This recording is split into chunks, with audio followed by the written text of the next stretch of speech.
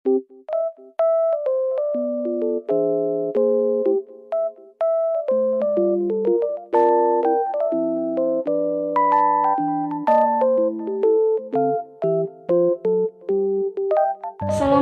warahmatullahi wabarakatuh. Perkenalkan, nama saya Sulati Gabs dari kelas 4E.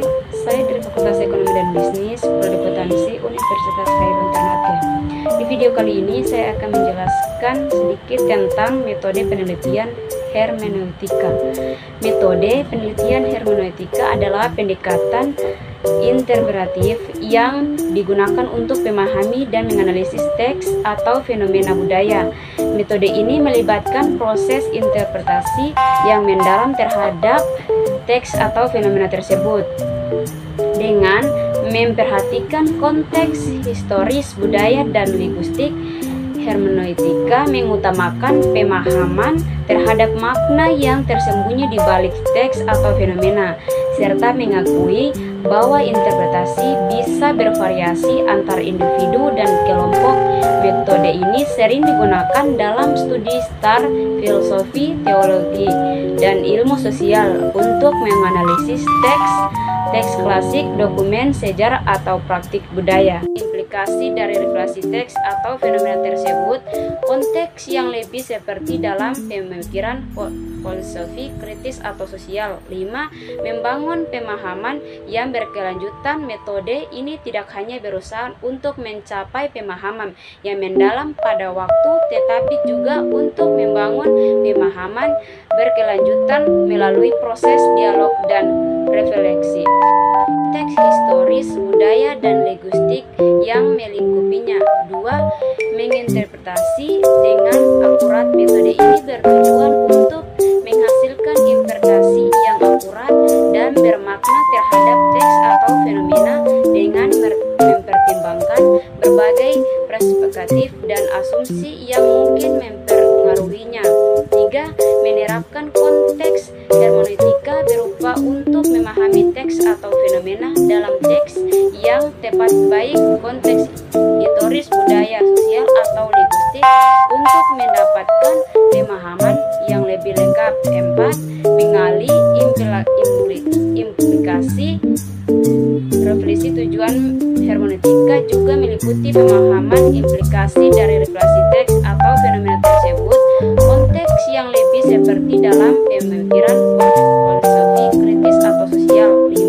Membangun pemahaman yang berkelanjutan. Metode ini tidak hanya berusaha untuk mencapai pemahaman yang mendalam pada waktu, tetapi juga untuk membangun pemahaman berkelanjutan melalui proses dialog dan refleksi. Dalam metode penelitian hermeneutika, teknik pengumpulan data dan proses analisis data berkaitan erat dengan interpretasi. Makna subjektif dari teks atau fenomena sosial berikut adalah penjelasan lebih lanjut. 1. Analisis teks melibatkan pembaca dan pemeriksaan teks tertulis seperti buku, artikel, surat, atau catatan dengan fokus pada pemahaman makna dan balik kata-kata. 2. Wawancara kualitatif melakukan wawancara mendalam dengan subjektif penelitian untuk mendapatkan pemahaman yang lebih dalam tentang perspektif, pengalaman, atau interpretasi mereka diteliti. 3. Observasi partisipan terlibat secara aktif dalam situasi atau lingkungan tertentu untuk memahami konteks dan dinamika yang mendasari fenomena yang diamati. Proses analisis data. 1. Transkripsi jika data berasal dari wawancara atau observasi. Mentranskripsikan rekam audio atau catatan tertulis ke dalam teks yang dapat dianalisis. 2. Coding dan kategorisasi mengidentifikasi untuk data yang relevan, misalnya frasa atau pernyataan, dan memberikan label atau kode yang sesuai untuk menggambarkan tema, konsep, atau pola yang muncul dalam teks. 3. Analisis interpretatif membaca dan menganalisis teks dengan cermat, mempertimbangkan konteks sosial, budaya, dan historis yang relevan, berfokus pada pemahaman makna subjektif yang terkandung dalam teks dan mengidentifikasikan tema atau motif atau kontradiksi. 4. Refleksi dan interpretasi. Lanjutan proses ini melibatkan relokasi mendalam dan pemahaman yang terus berkembang terhadap data, memperdalam pemahaman teks atau fenomena yang diteliti melalui refleksi kritis dan interpretasi yang lebih baik.